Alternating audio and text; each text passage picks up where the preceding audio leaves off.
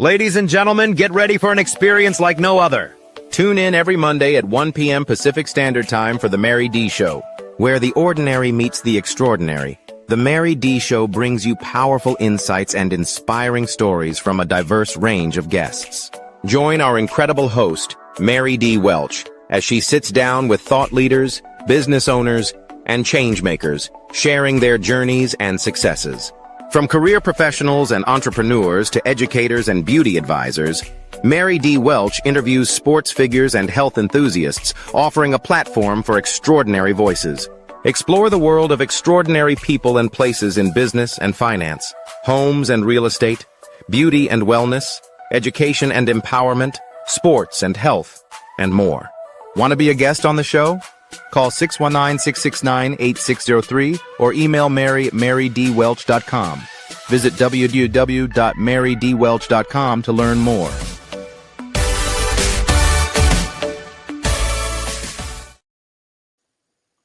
Hello, everybody, and welcome to the Mary D. Show. We are back again on another beautiful Monday.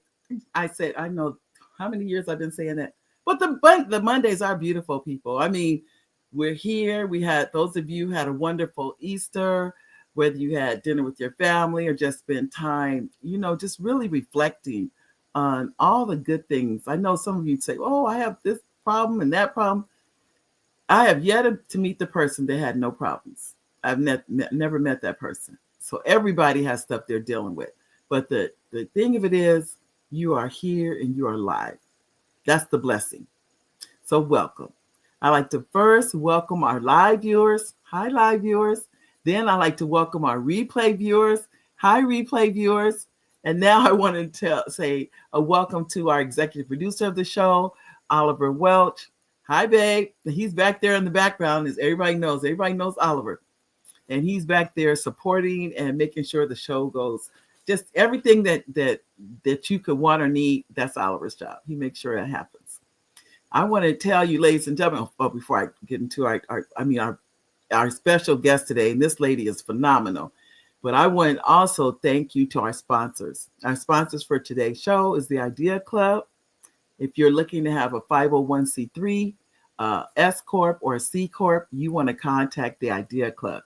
And it's Dumas Martin that was going to help you, Dumas Martin Jr. He will help you to organize a 501c3 or C Corp or a nonprofit. And you will contact him. If you're looking to write a book, I cannot tell you, and the flyer hasn't gone out. It'll be not this Saturday, but the following Saturday. For those of you that would like to know the steps on writing and publishing your first book, you can come to First Book Academy. But you would go through Front Page Publishing. If you go to frontpagepublishing.com, frontpagepublishing.com, and the flyer will be going out probably tonight, and it'll tell you can sign up to come to it's 45 minutes. It's a 45-minute webinar about writing your book, and that'll be on, I think it's May 3rd. That's right off the top of my head. Don't quote me on that. But it's that Saturday. I think that's the 3rd. That just tells you. That's what I'm thinking of is the 3rd. But anyway, I'll make sure before we get off the show that you get the correct date on that, and you can come to that and that session. So, and here we are, ladies and gentlemen. Today we have this beautiful, beautiful lady. When I tell you, anyone that's going to help me with money, I'm all ears. So this lady, let me give you some background. This is how powerful this lady is. Her name is Bri Smith. She is a CPA. Those of you, everybody know what a CPA is, right? A certified public accountant. Just to get those credentials tells you how powerful she is. She's a wealth strategist who's committed to helping families reach financial freedom. I'm going to give you a clap on that, Bri. Her passion is to empower parents to create generational wealth for at least the next 2 to 3 generations. Wow. So they can end poverty for their family tree. Bri has over 7 years of experience managing finances for high-earning individuals who make multiple 6 and 7 figures annually, and has worked in the finance and accounting fields for almost a decade. Wow. She holds a BSBA in accounting and personal financial planning. She has achieved significant success in real estate investments, including buying 2 homes and selling her first property for a 6-figure profit. Bri's wealth management and personal finance expertise has helped hardworking parents create effective financial plans that build legacies and achieve dream goals and impact the world. Wow. Her mission is to help millions of families become financially savvy and make money mastery a lifelong skill. Wow, wow, wow, wow, wow. Ladies and gentlemen, I'm going to bring to the show the wonderful Bri Smith.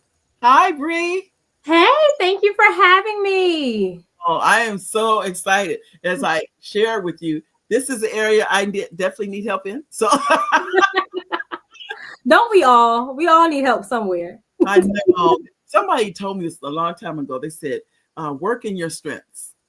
And your strength is being, CPA, just all of those credentials alone. I've talked to people in your field and they are not CPA. And you know what the first thing they say to me? I'm not a CPA.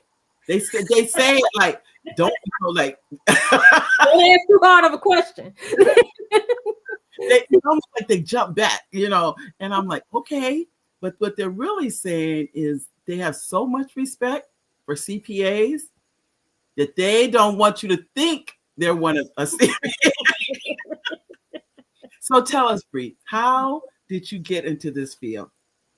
To be honest, I stumbled upon it because I really wanted to figure out how to help people to have wealth. Like, I looked at people like Steve Jobs, Bill Gates, and all of these wonderful men that look nothing like me or any of my family members. And how is it that they're the richest people in the entire world? Like, what did they do to get there?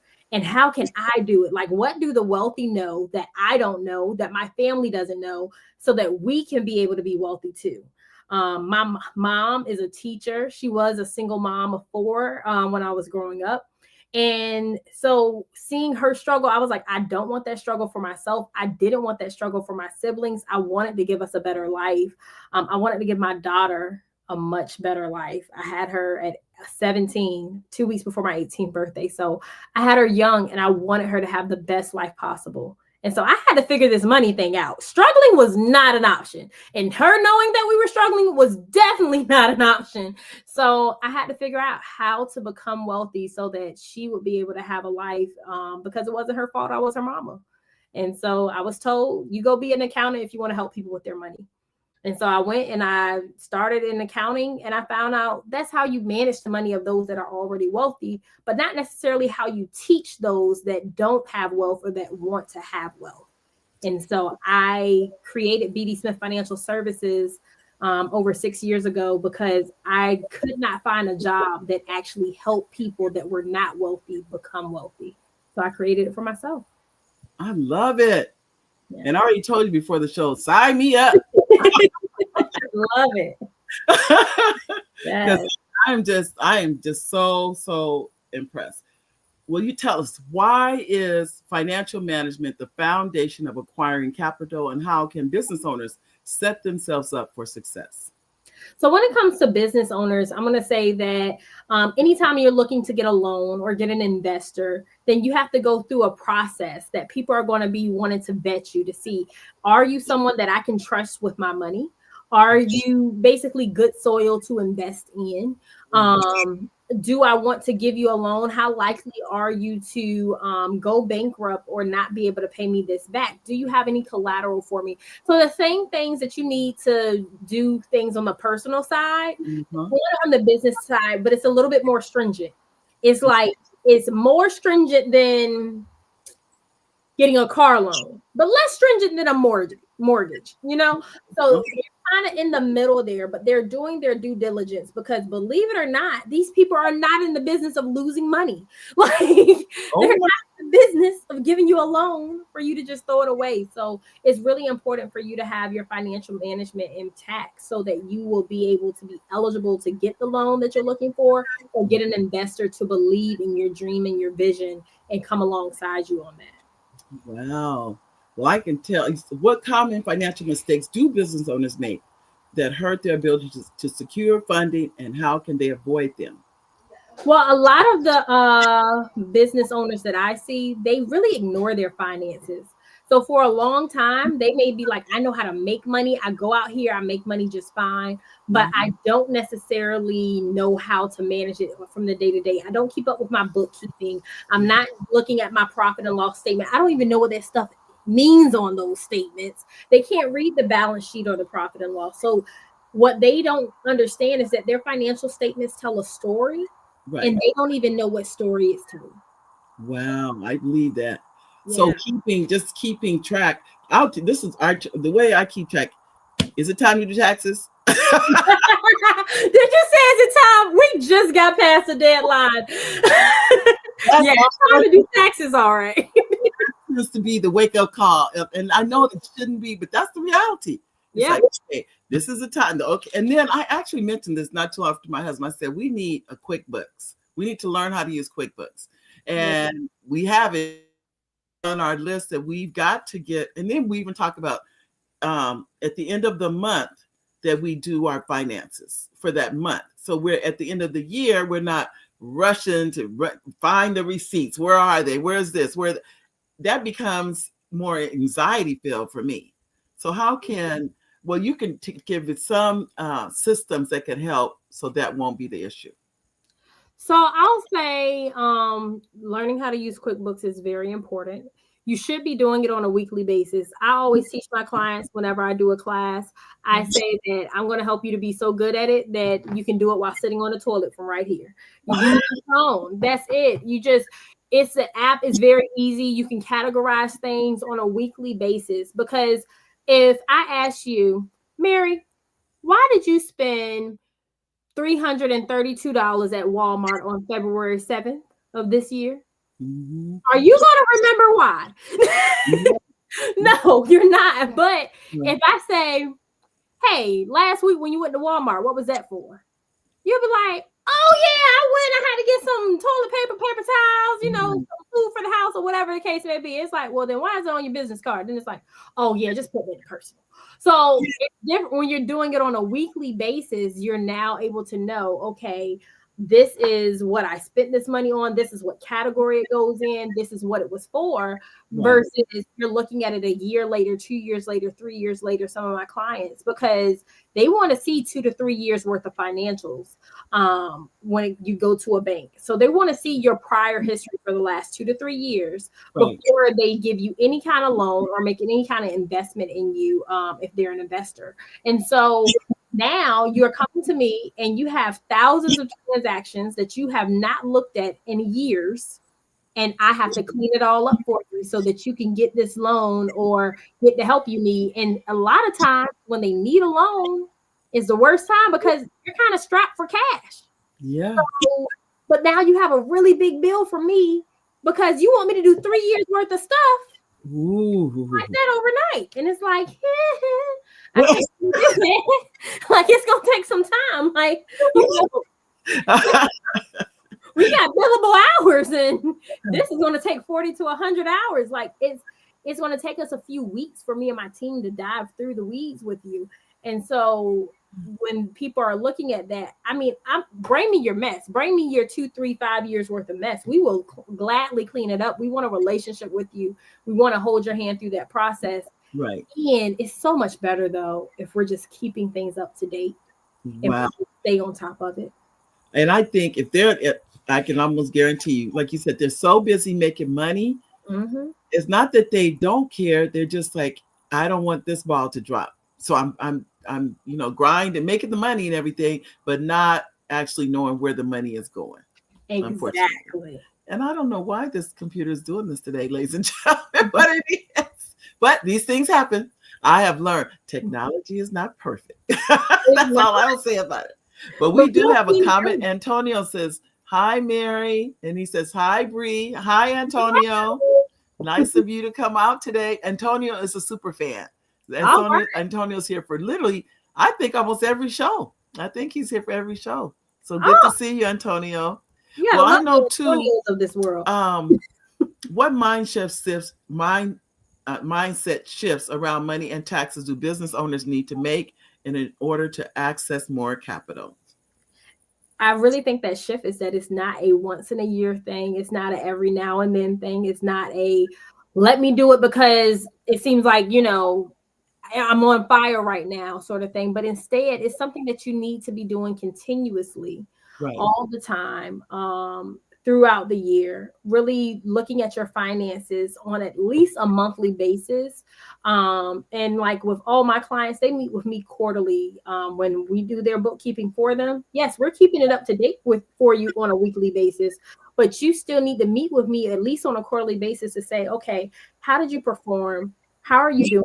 What does this look like in comparison to what you said your goals were that we set for you earlier this year or last year?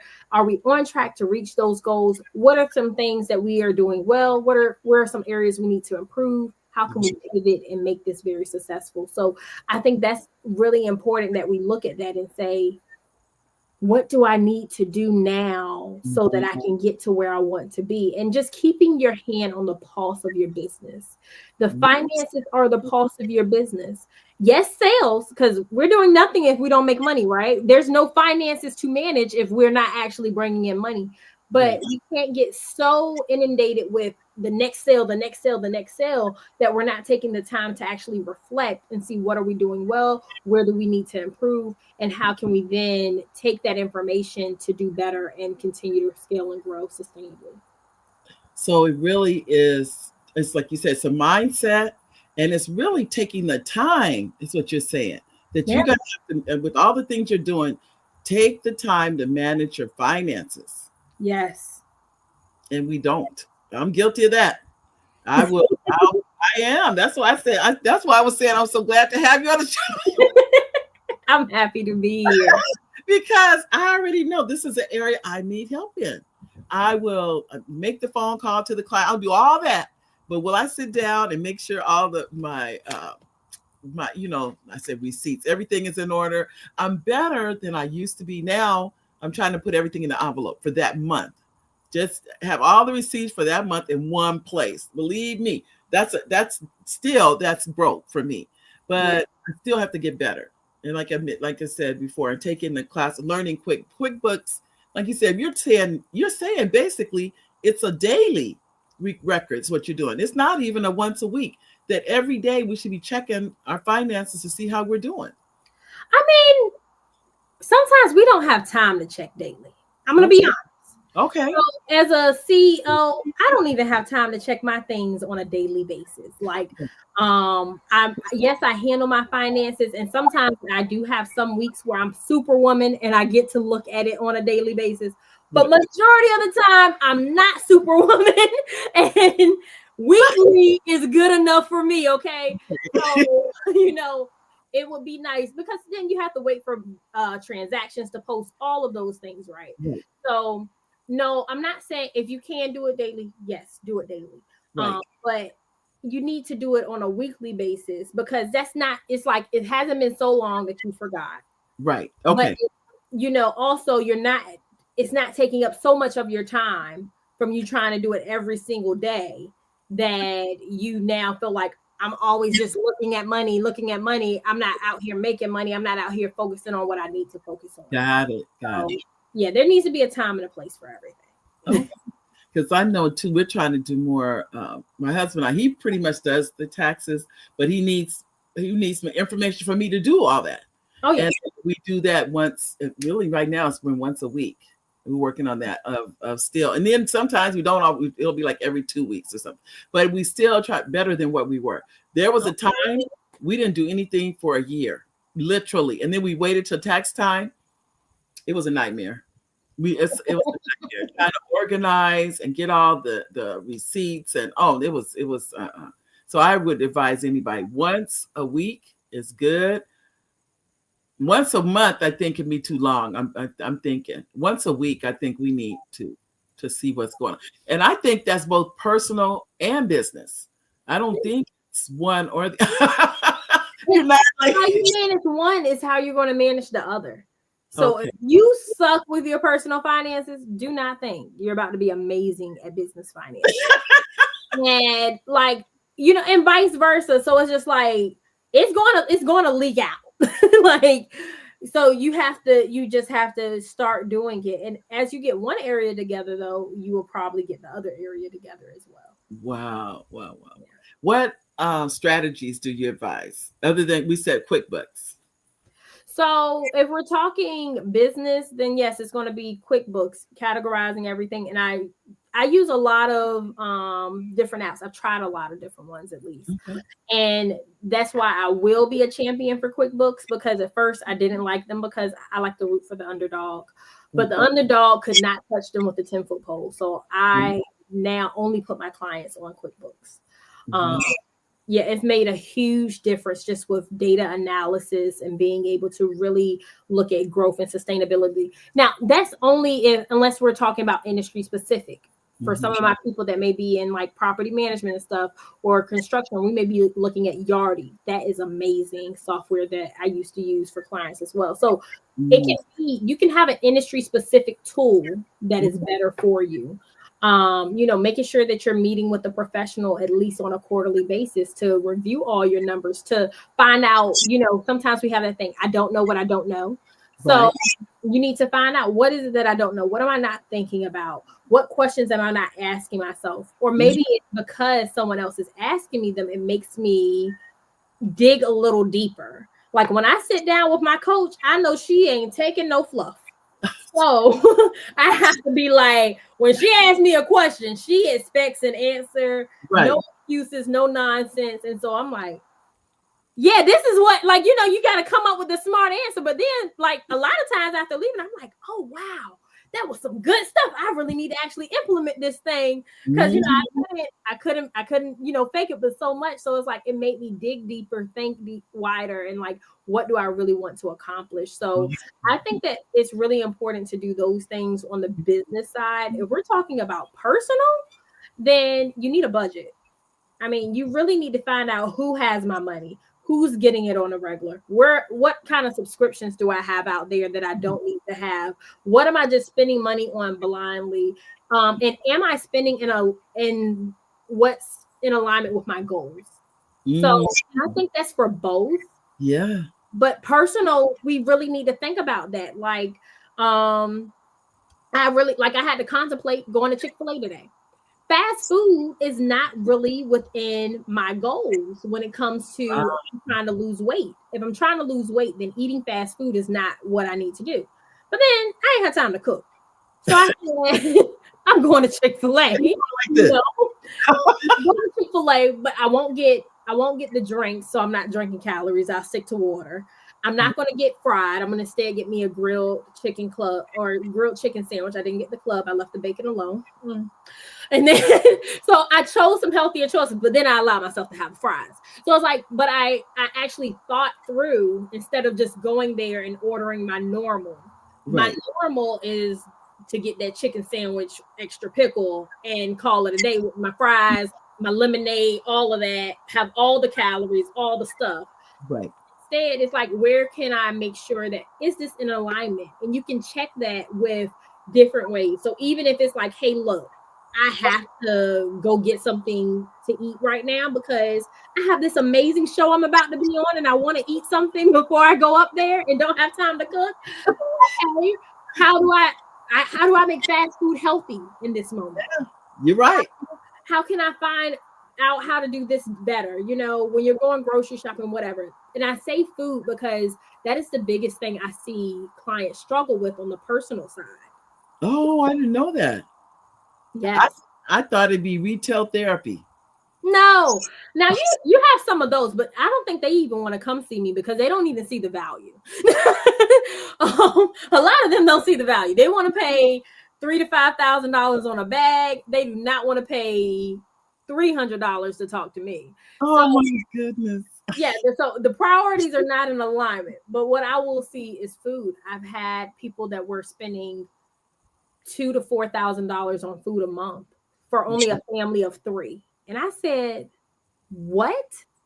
So I said, well, and they wanted to buy a house. I said, well, you could have the house if we just cut back on what you're spending on food. I said, they said, well, I'm a corrections officer. I work 12 plus hour shifts. I don't have time to cook. I'm not doing no meal prepping. I said, all right. Yes. Wow. I said, well, you don't have to meal prep. I said, well, how about instead, can we maybe, and this was like pre-pandemic. So I said, could we maybe look at, I don't know, keeping the meals when you go out there to $10 or less per person instead of $20 plus per person? Could we maybe do that to save money that way? Yeah. This is literally us talking on a discovery call, like the breakthrough call, to just see if it's good for us to work together. And she's like, yeah, no, I'm not going to do that. I said, okay, then I don't want to waste your money. You don't need to work with me. What? In other words, they really don't want that house that bad. They really don't. She already had paid for a house that she was living in. So she didn't need another house. And I guess she didn't want it enough to change anything that she had going on. But I'm like, I could save you $2,000 a month right now. Wow. 3,000 if you talk to me nice. Like, I'm listening. I knew immediately they were eating out or calling or they were having, drop the meals off with, I forget, DoorDash, whatever they're doing. Mm-hmm. But that kind of money means that that's been done every single day. Every day. I every every time more on a weekend, because now I can go sit down somewhere. Wow. We just went out. Where did we go? We celebrated anniversary, went out to dinner, and I was telling my husband, I said, do you know when was the last time we did this? We just don't. It is nothing against going out, but we're trying to do some things financially, not the priority. Eating, we'd rather eat at home and save the money, but we're trying to pay down credit cards. We have other goals. I'll put it like that. And eating out is not at the top of the list. Is not. And you're making sure that your spending is in alignment with those goals, and it makes a huge difference. And like, that's what I'm at, even with my family. So I understand completely. Like, we look at these things, and this year we're not eating out that much. And even when we're talking about date night, and my husband's like, what you want to go eat? I said, can we not have it around food? Can we have it around like an experience? Because I want us to go on weekly date nights, but we need to find it as a walk in the park sometimes, or going bowling, or doing something active, or arcade, or whatever. But it does not have to always be centered around food if we're trying to lose weight and if we're trying to save money. Right. And when we eat at home, it just helps our health so much. So like, that's where I'm fighting for. Like, it's like, okay, I understand the finances and the money, but I'm fighting for my health, because I sit on my butt all day if I don't pay attention. Yeah, me too. Yeah, we have to. I joined a couple of ladies that walk in the morning, and they'll get the text at night, and I'll be thinking, you don't really want to go. that's but at the same time, I go. It is so, once I walk, and it's only like an hour, maybe an hour and 15 minutes, and we almost 3 miles, and I come back to the car, and I get my day. I feel so good. Yes. Because we're doing more talking than walk. I mean, we're doing both. But I don't feel like I've walked 3 miles. But I said, but when I come back, I always feel better that I went on and went. Yes. And it makes a difference, like having that accountability to get you there. It's like, and then after you've done it, you're like, hey, I did that. Like, I've already checked off a big to-do on my list today. I know. And I just feel like a different person. And I already know it helps my blood pressure, like you said, my weight, anxiety, so many things walking does. And then they say you don't have to run to get the same feeling. Just walk. And then now you're talking to people. So you like, it's community, it's friendship. It's just like, it's filling others, like your social battery. So, I mean, it pours into you in multiple ways. I love it. It does. So it wasn't at first, when I got that first text in the morning, I was looking at it. I said, and I said, don't get up. Don't be, I had to tell myself, don't be like that. Because I was walking before, but I would walk hit or miss. I may walk, I may not walk. So when you say that about accountability, to me, that's what that reminds me of. Being accountable to somebody is, I think I do better when I have that. And somebody in your ear or behind. I'm just going to speak for me. Other people may not need that, but I know for me, I think I need that. It makes a difference. I need it. I'm looking for a personal trainer because I need it. Yep. Oh, you're kidding. Oh, that's now. Where do you live? You live I'm in in Virginia. Okay. The best city, Virginia Beach. No reason I'm saying I have cousins back in near your area. That's why I'm like, I know. So they may know someone, and then they, out that way. Even though I'm in the West Coast, I work on the Atlanta and on the East Coast, depending on the productions I've been working on. So, and Antonio, you'd love to connect with your sister Bri. Antonio, okay, I will make sure she gets your number. We'll do that. Okay. I love it. And we have some other comments here. We have Antonio's, and this looks like Elaine Wilson. Elaine's a super fan. Oh, Elaine, this fabulous lady is going to be on the show probably in the next month or so. Elaine said, this is great practical information. I know I need to do better also. I think we ought to. We all do. This, but can apply for my personal finances. Knowledge is always good to have in use. Thank you, Elaine. Hi, Elaine. It's so sweet. I've known Elaine probably 30 years. She's a retired educator. For sure. Good to see you. And here's a wonderful hi, Nikki. I love Nikki. I was telling you at the beginning, this is an era. I said, no, I am a creative. You name it, I can create it. But the finances, that's a weakness I have to work on. I really do. And I want to get better. Let me say that to you. I want to get better. I'm actually cleaning out closets and giving things to the thrift stores and really trying to pare down, trying to create another life. I guess that's what it is. So I don't have so much clutter. That's what I'm working on, decluttering. And that, I think it kind of goes along with finances too. It does. It all goes together.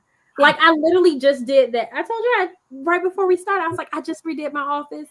I have been on this trip. I think that for mental health, and when you're coming out of a space, like I'm coming out of like a time of grief and everything. I just lost my dad in November 2022. Oh, I'm so sorry to hear that. Yes, and he was so young. So it hit me out of nowhere. So I'm just like, now that I've come out of that funk, I've just been getting everything in order. We've been working on like one room at a time. We still have boxes. We've been in our house for like 4 years and we still had boxes that we had to go through. We got through all the boxes. We got through going through each room, decluttering, getting rid of clothes that we can't wear anymore or will never wear anymore. Like and it gives me a breath of fresh air. Like just me even pulling the plug to spend the money to buy the things that will make my office more functional. Right. It has made a big difference when I come downstairs and come into my office. I'm like, I'm excited to work because I'm like, it's so beautiful in here. And it makes a difference. So like, I see it how I'm like, I'm over here working on getting the weight off. It's like, it's health, it's cleanliness. It's also your wealth, it's your finances. It all goes together because literally how you do one thing is how you do everything. So if you're someone that, you're starting to get your finances in order and everything, next will probably be your health. Or if you already got your health on lock and you're looking fine, you got your hourglass, or if you one of my men, you all bulked up, you're probably coming for the finances or something else next. Like you're going to want to get it all. Oh, I can tell you, but it feels like we have a garage where I cannot get my car in the garage. Now, that's on my side. My husband's car, he can fit his car. And I said, I was up until 2:00 this morning working on that. Seriously, I said, I want my car in the garage. I want it sitting on the, in the driveway. And I said, so I'm going to have to work and get this done. So even now, it's packed up with things going to the thrift store. And I said, just give this, these things away. But I still haven't got it where I can fit it in the garage yet. I'm not there yet. But I said, just keep working at it, Mary. Don't stop now. You've got a good start. Just keep working at it and you're going to fit in it. Because I told him I can't have it out there in the summer and the sun beating down on it. And I come out there and see his car. I said, I want my car to go. See, But it's my fault. It's all the stuff that I just put in the garage. It's really kind of like my side, I guess you could say.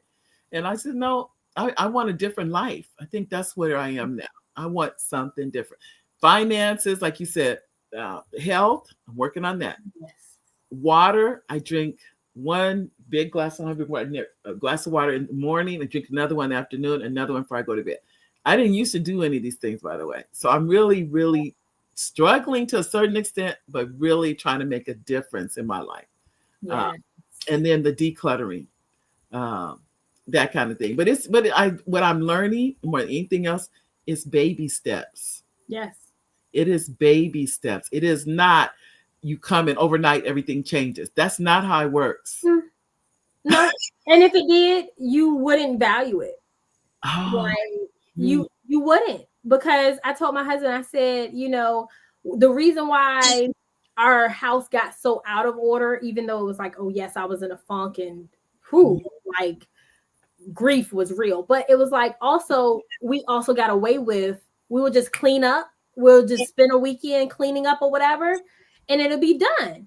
So this time we had to do like deep cleaning our house, every inch of it. And it was like we had to go by room, space by space. And by us having to do that, we've been doing it, I don't know, several weeks now, like, because we work during the week. So Monday through Friday, it's just like we got to exist in whatever mess is left. Like we just got to try and maintain what we've already cleaned up and exist in the rest of it, because we don't have time to go tackle any of the things. So weekend, it's like Friday through Saturday, Sunday-ish before church, it's go time. And it's like, let's clean it all up. Like, let's get as much as we can done. Yes. And we've been doing it for several weeks. So I think it's been like 4 weeks now. And we are finally at our finish line.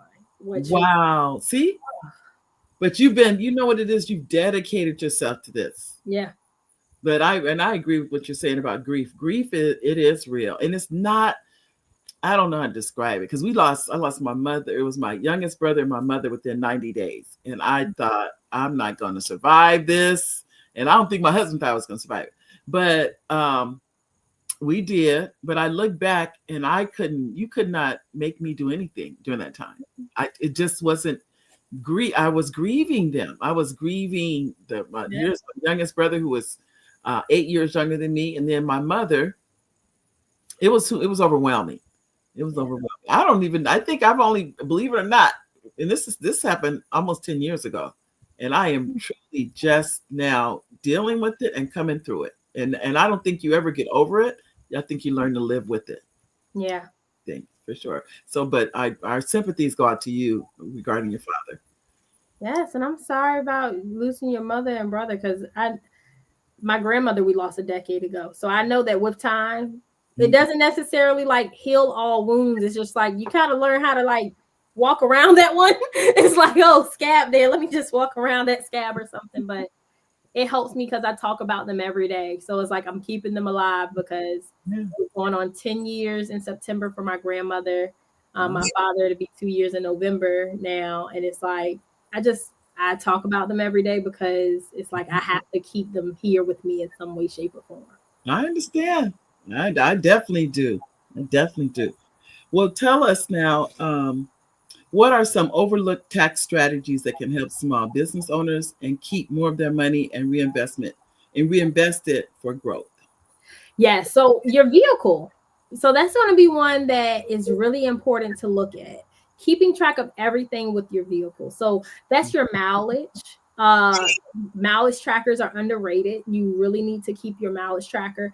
Keep every single gas receipt. Keep all of your insurance. Like, insurance, that's the thing that's easy to find. But all those gas, every time you went to the gas station. So that's why you need to have like a tracker for your personal finances, just like you do with your business finances. Okay. So you may use QuickBooks for your business, but then you need to have something similar for your personal as well.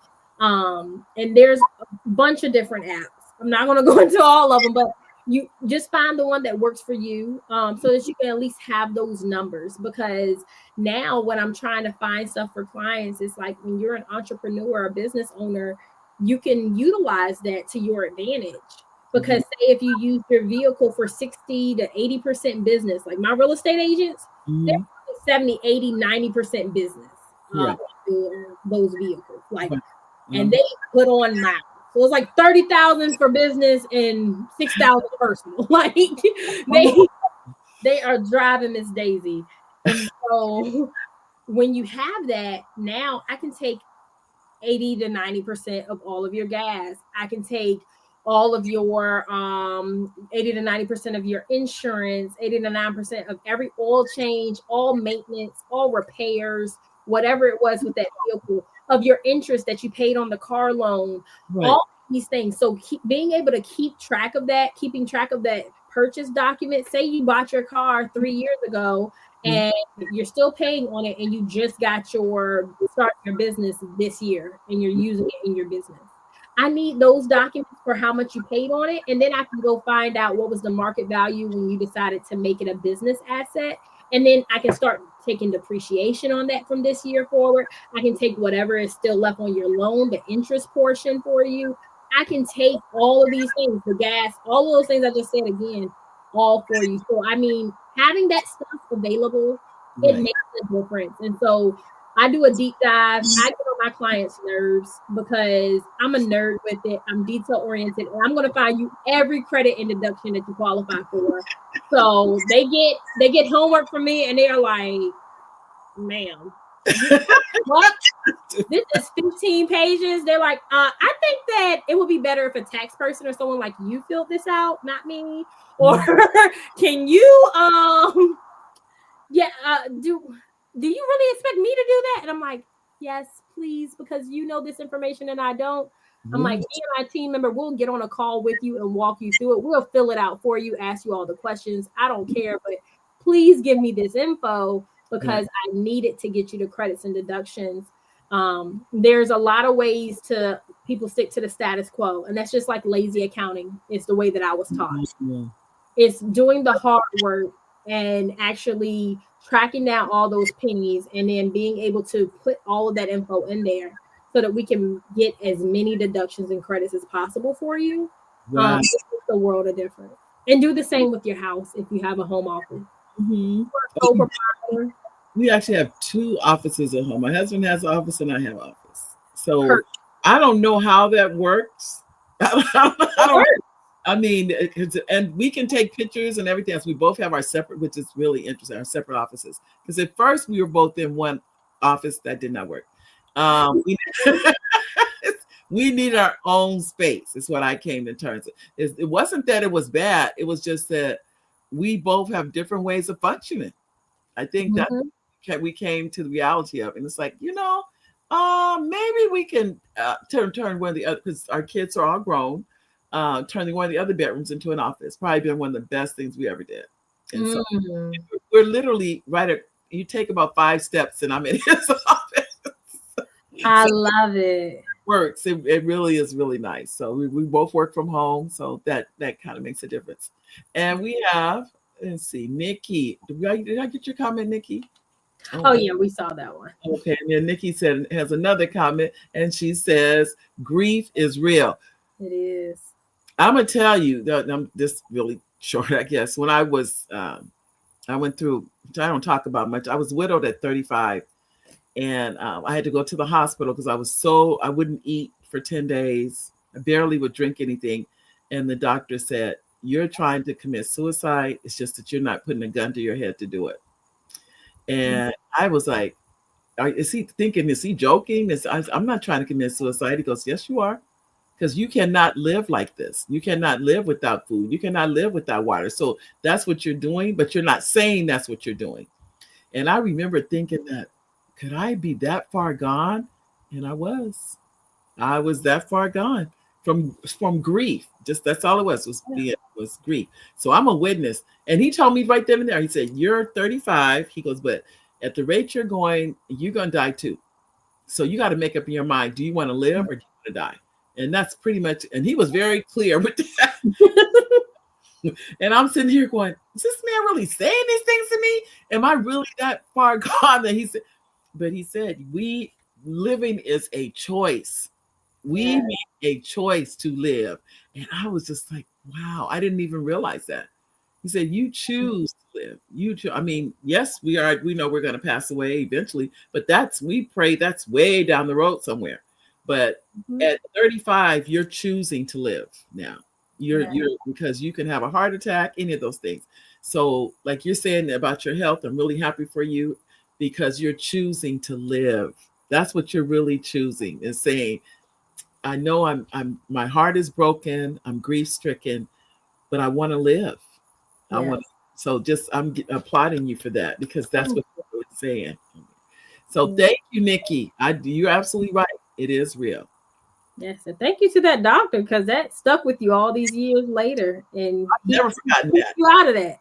Well, what he said to me too was that he had just told parents like 3 doors, and I saw the parents go by, so I knew he was telling the truth. He said 3 doors from you are parents grieving over a 7-year-old child that did not make it, that didn't survive. You are alive.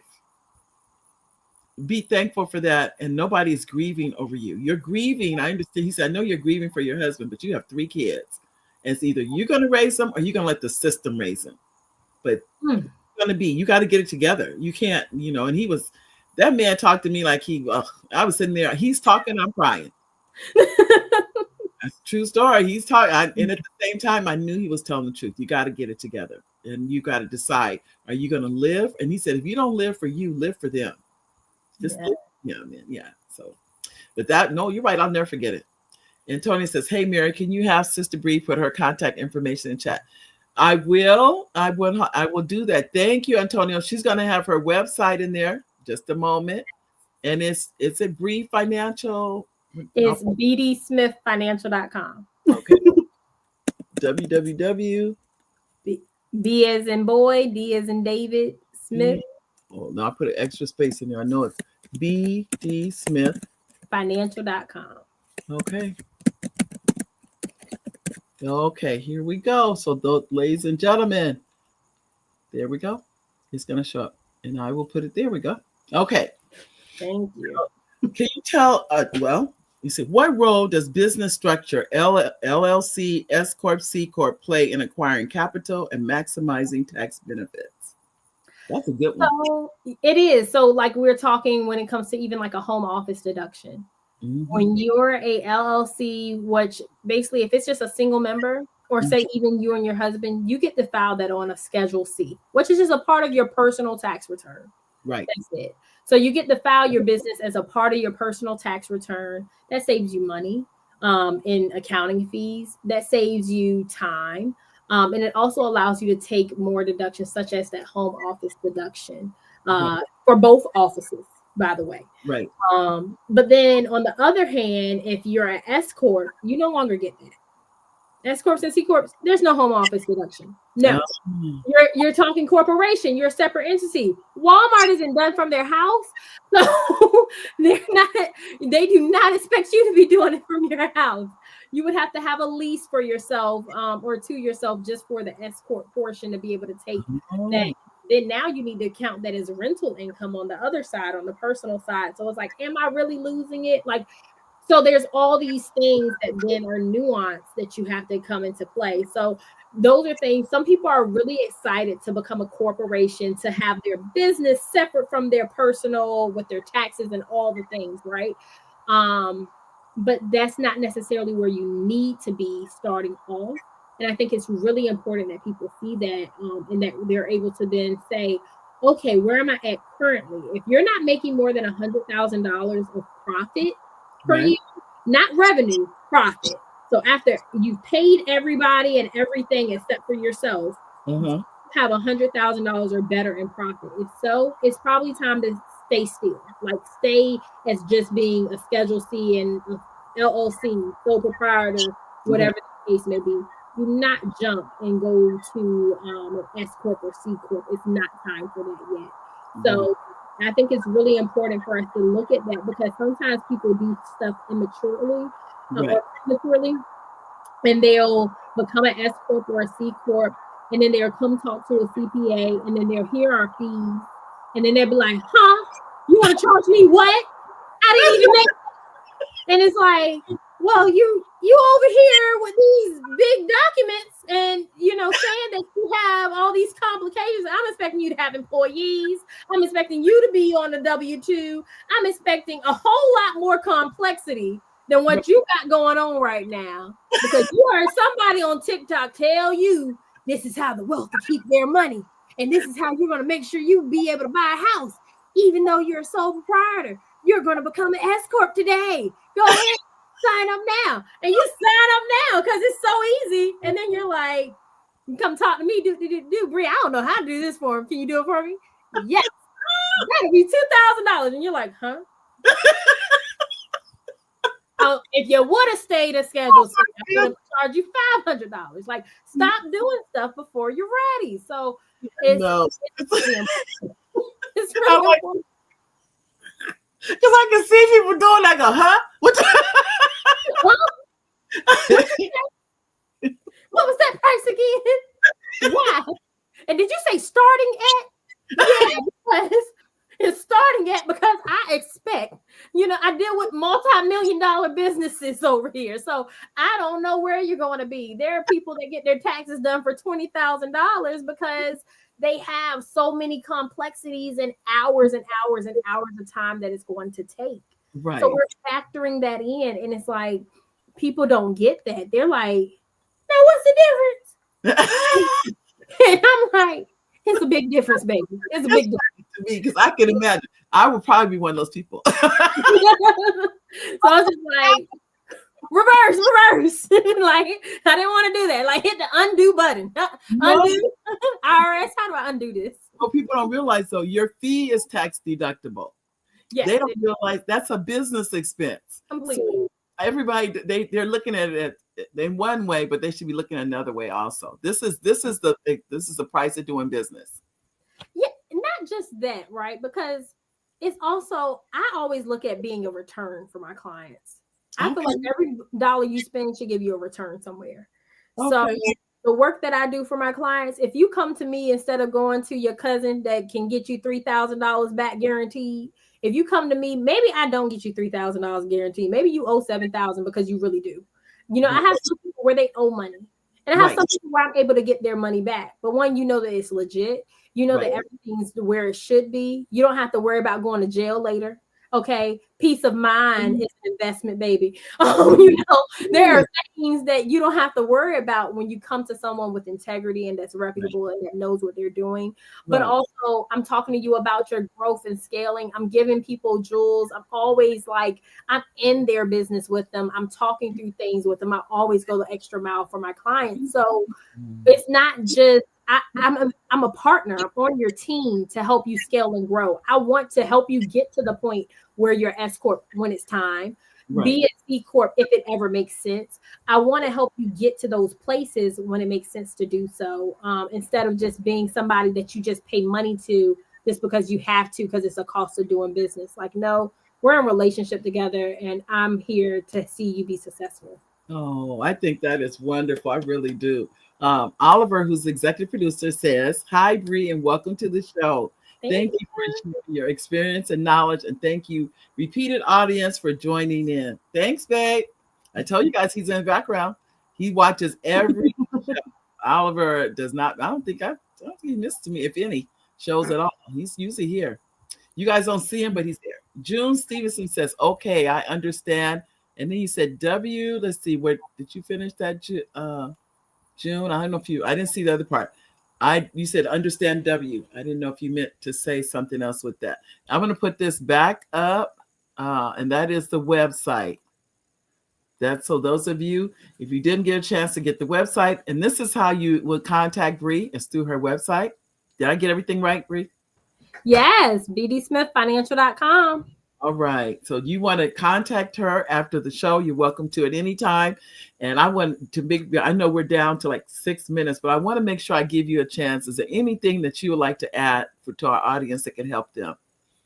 Yes. One, please connect with me either through my website or on social media at Bri Smith CPA. Everywhere. That's literally my tagline, Bri Smith CPA. But I want you to take time to actually go through your finances. Stop ignoring them. It's only going to get worse the longer that you put it off. It like, like the same way if you ignore those dishes in the sink, there's only going to be more when you come back later. Like it's only going to get worse the longer you put it off. With me, there's always a judgment-free zone. Find someone that's on your team, that's looking to partner with you, that cares about you, your goals, what you're trying to reach, to get there. If you need a hand to sort through the mess, because I've needed a hand to sort through the mess of this house. Like it was all hands on deck. If I had to do it by myself, I would have went insane. We would not be near the finish line. I would just be like, I scrubbed the kitchen really good. The cabinets are clean. Like, leave me alone, people. Like, so you need help. And you need someone on your team to help you scrub the cabinets really good, to help you pull up under the rug and see what's there hiding, to help you get all the cobwebs out of your finances and instead take back control of your financial life and well-being. The reason why you started a business, if you're a business owner, is so that it can make a huge impact on you and your family, so that you would not struggle with money ever again, so that you could be your own boss, so you could have freedom.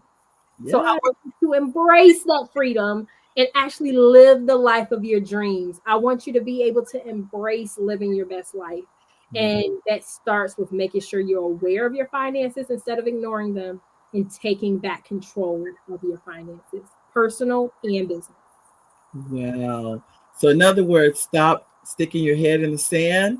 Yes. Come on out of that sand. It's itchy. And face the income. I think that is the hardest part. Well, this is what I always say. The hardest part is to start. Yes. And that is where just take those baby steps, ladies and gentlemen. Whatever it is that you're looking at, the baby steps will get you there, to that finish line. But like what Bri said, nothing is overnight. Nothing is an overnight thing. It's just keep taking the steps and don't stop. Don't stop. As I said before, I'm just trying to get my car in the garage. That's what I'm gonna get that car in the garage. Yes. I was up, I'm serious, at 2:00 in the morning, cleaning, organizing. It's still not there yet, but I'm closer than what I was. Exactly. That's what I finally realized. I'm definitely closer. And Antonio, we have 3 minutes. I see your comment. Hold on. I see June. Was this Oliver's? Oh, Antonio says, hi, Oliver. And then Antonio, remember I said Antonio's a super fan. Antonio says, oh, okay. All right. He is busy. He said, I'm an artist, an entrepreneur, and a singer, and a poet, and a writer, and a musician, and a pianist, and an artist. He got so many. He said one twice. I love it.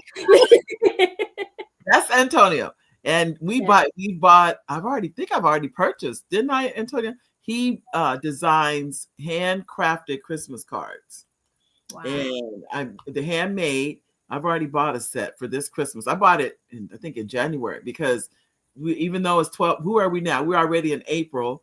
Before we know it, it will be Christmas. No, it will not, Mary. No, it will not. Can I get warm? It just got warm here. I need sun. Okay. I need sun. I need beach. I need sand, even if it is a little itchy. I don't care. Like I'm not ready. I'm not ready for people to spend all my money. I'm trying to save. I'm trying to. No. I know, but before, I know I've reduced my spending for Christmas. It's mostly Christmas cards. That's what I noticed. I don't try and buy. It's like I used to, and honestly, money. I made that the gift. Just go in and just put the money in the Christmas card and make that the gift. But anyway, I'm saying that to say we're almost there now. Before you know it, it'll be there. So even though I ordered the cards in January, it'll be right around the corner. But I want to thank you first for coming on the show, Bri. It has been a pleasure and an honor. I know, like I said, there's so many things I need to do differently, but I am definitely taking baby steps and working toward that for sure. So thank you again. And ladies and gentlemen, I cannot believe it has been an hour. I can't believe it, but we have like 1 minute until 2:00. So please come back again. There's so many different things. As I was saying before, that so many different projects. I always say my projects have projects. Mm-hmm. Just to get, different things out of my head and on paper, and to get them going in whatever arena I'm trying to get those in. So thank you for helping us financially and getting our finances on track. Ladies and gentlemen, please contact Bri if you need her services, and I can pretty much guess there's not a person here who doesn't. Thank you again, and come back soon, Bri. Thank you. All right. Ladies, gentlemen,